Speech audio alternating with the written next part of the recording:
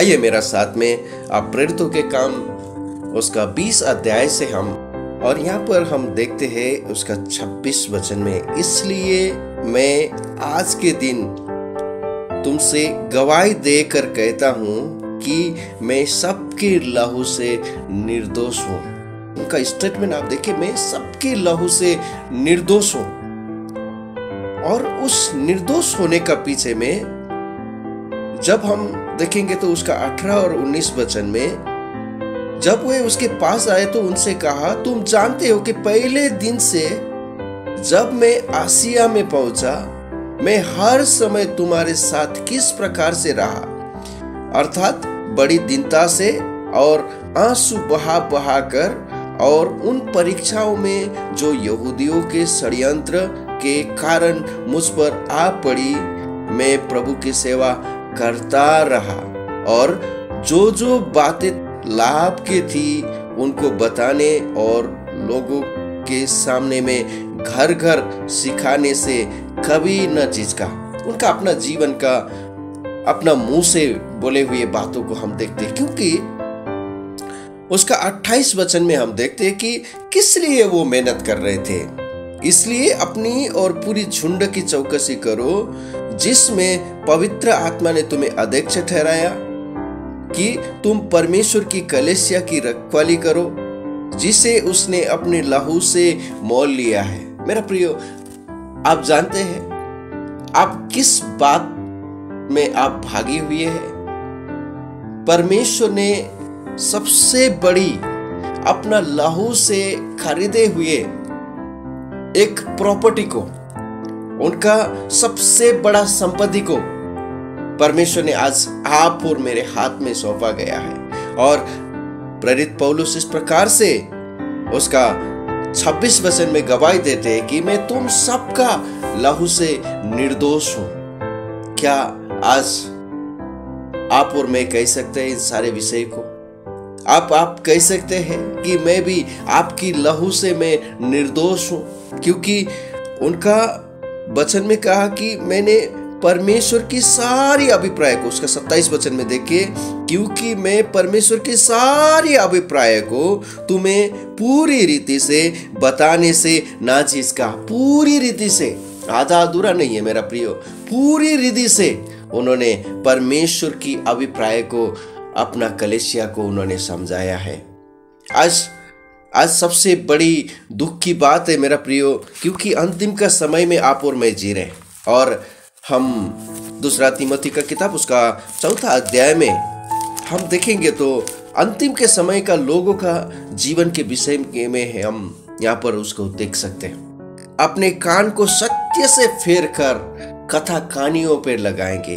परमेश्वर की कलीसिया में जिस बातों की जरूरतें हैं, उस जरूरत से बढ़कर उनका जीवन में अपना आनंद को, अपना मस्ती को वहां पर बता रहे, क्योंकि ऐसे समय आएगा जब लोग खरा उपदेश न सह सकेंगे, पर कानों की खुजली का कारण अपनी अभिलाषाओं के अनुसार अपने लिए बहुत से उपदेशक बटोर लेंगे। किसके लिए?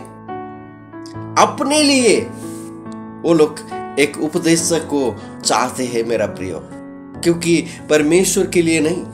आप और मैं परमेश्वर के पवित्र वचन, दूसरा कोरिन्थी का किताब 5 का 15 वचन में प्रभु यीशु मसीह ने आप और मेरे लिए इसलिए मरा कि अभी जो कोई जिंदा है वो अपने लिए नहीं जिए, परंतु परमेश्वर के लिए जीने के लिए परमेश्वर आप और मेरे जीवन में आशा करते हैं। परंतु आज का समय आप देखिए, अंतिम के समय का लोगों का सबसे बड़ी एक विडंबना, सबसे बड़ी एक दुख की बात यह है कि मनुष्य अपने लिए जिएंगे, अपनी अभिलाषा के अनुसार जिएंगे। कितना जगह में पास्टर लोग उनको बड़े दीनता से, नम्रता से उनको अपने पास बुलाएंगे। आज मेरा प्रियो, परमेश्वर के प्रचारकों का कमी नहीं है। अपने लिए जो आपको चाहिए, शैतान इस प्रकार से मनुष्य का मनों को डाइवर्ट करता है कि आप सत्य से किस प्रकार से बहक गया है, आपको भी खुद मालूम नहीं पड़ेगा मैं कौन सी दिशा की ओर चल रहा हूं, मेरा जीने का मकसद क्या है। मेरा रास्ता क्या है। इस तरह से लोग इस प्रकार से भटक जाएंगे, आपको भी मालूम नहीं पड़ेंगे, क्योंकि यहाँ पर एक बात बताया गया कि वे सत्य को सह नहीं सकेंगे, खरा उपदेश को सह नहीं सकेंगे। उसका जीवन का सबसे बड़ी एक दुख की बात है। उसका 4 वचन में हमने पढ़ा, और अपने कान सत्य से फेरकर कथा कहानियों पर लगाएंगे। आज कितने लोग हैं, कथा कहानी बहुत अच्छा लगता है। जब आप परमेश्वर की कलीसिया में आप आते हैं, आप कथा कहानियों से बढ़कर परमेश्वर की योजना, परमेश्वर की इच्छा, परमेश्वर की सिद्धांत, कलीसिया की सिद्धांत क्या है, इस बड़ी गंभीर बातों को लोगों को समझने से बढ़कर आज अपनी अभिलाषा, आपका मन में क्या चल रहा है, अगर उस बातों को आपको कह देगा तो आप बोलेंगे वाह, मैं सही कलीसिया में पहुंच गया। मेरा प्रियो, परमेश्वर के पवित्र वचन में आप देखना कि वो लोग किस प्रकार से पहली शताब्दी का कलीसिया को आप 17 अध्याय का उसका 10 और 11 में हम पढ़ेंगे तो प्रेरितों के काम वहां पर बताया गया। पहली शताब्दी का लोग उन्होंने कैसे करते थे, आप देखिए प्रेरितों के काम उसका 17 अध्याय का 10 वचन में, भाइयों ने तुरंत रात ही रात पौलुस और सिलास को बिरिया को भेज दिया, और वे वहां पहुंचकर यहूदियों के आराधनालय में गए।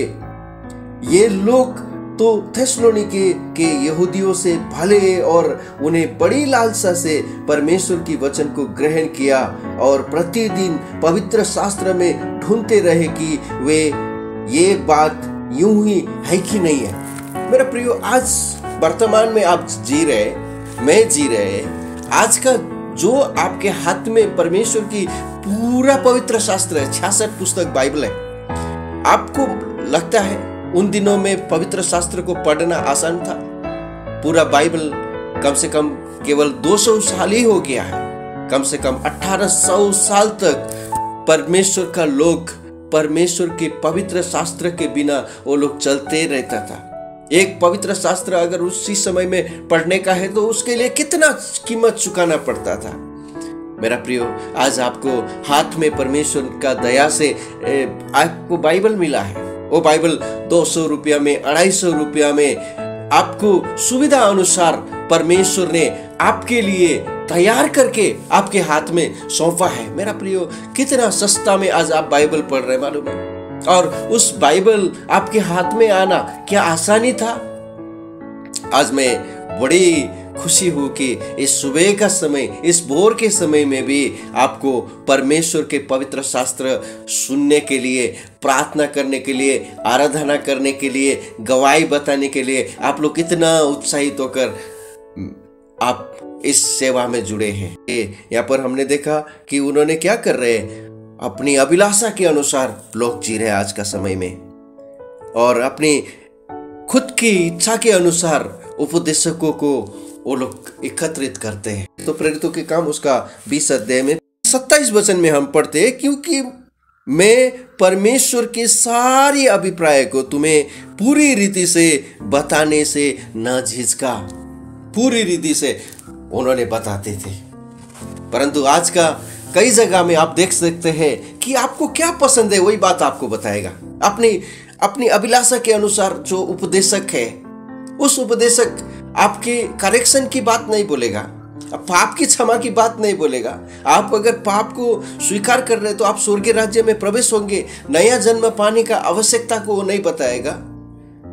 परमेश्वर के पवित्र वचन में हम देखते हैं प्रभु यीशु मसीह के समय यूहन्ना लिखित 3 अध्याय में निकोदेमस जो सारे इस्राएल का गुरु था, उस निकोदेमस को भी प्रभु यीशु मसीह ने अपना अभिप्राय बता दिया उनको कि तुम्हें अवश्य है कि तुम्हें एक नया जन्म पाना है।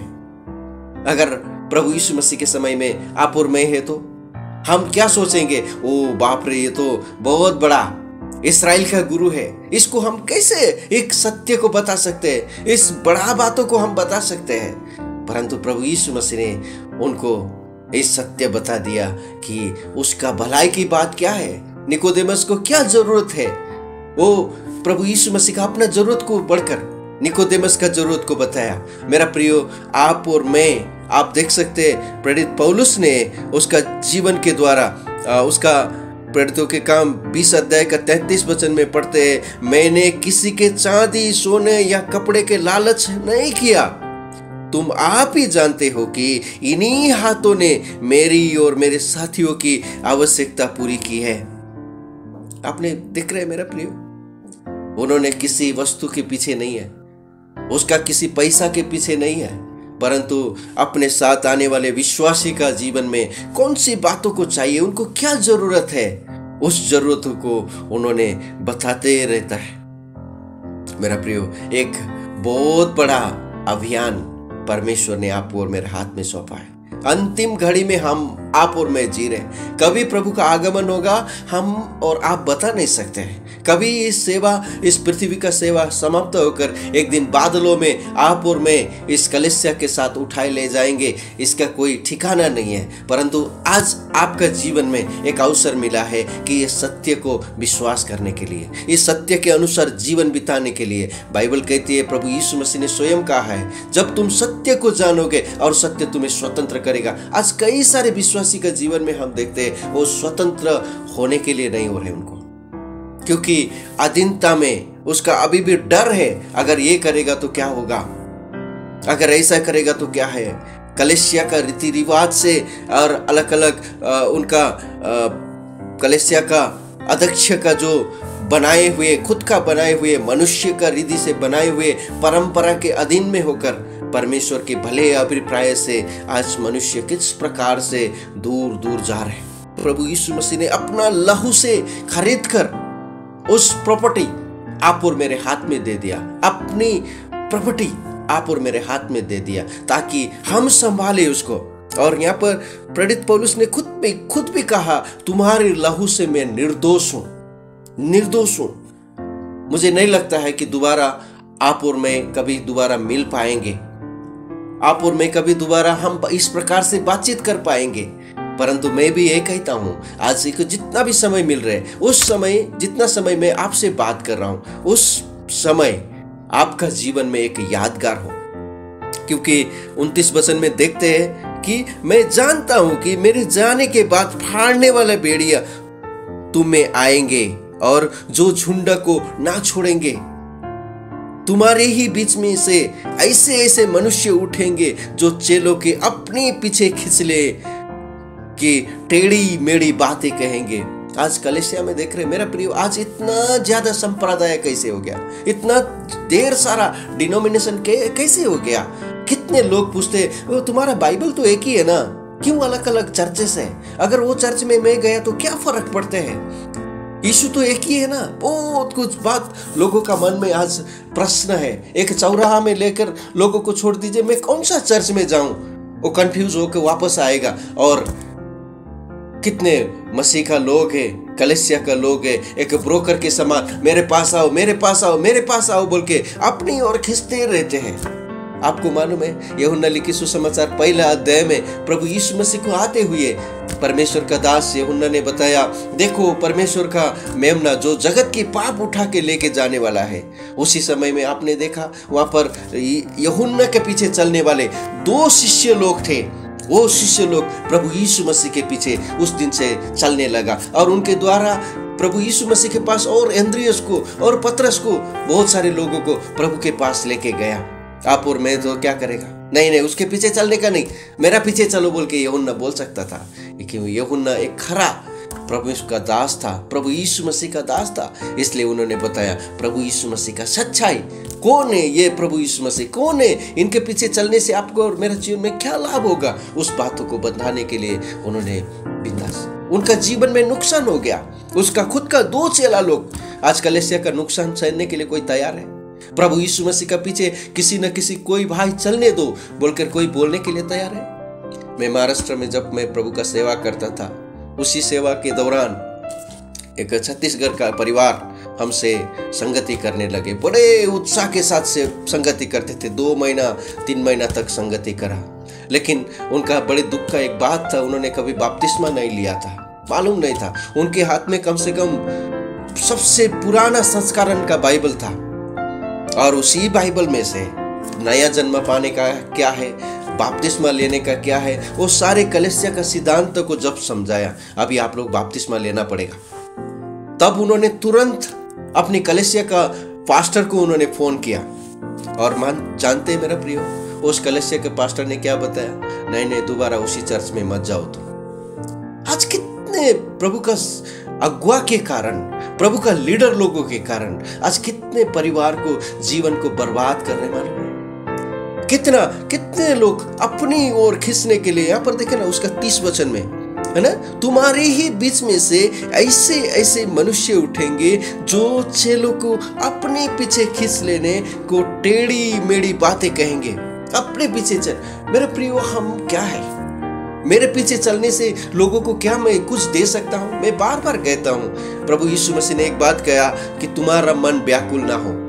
आज हमारे बीच में कितने लोग जुड़े, कम से कम 19-20 लोग जुड़े हुए हैं। 19-20 लोगों का इस एक डिवाइस जुड़े हुए हैं। कितने लोग हैं उनमें से, कुछ लोग 4 जन होंगे, 2 जन होंगे, मुझे मालूम नहीं है, परंतु आप सोचकर आप देखिए, आपका प्रत्येक का पूरा जरूरत को पूरा करने के लिए मेरे पास ताकत है क्या?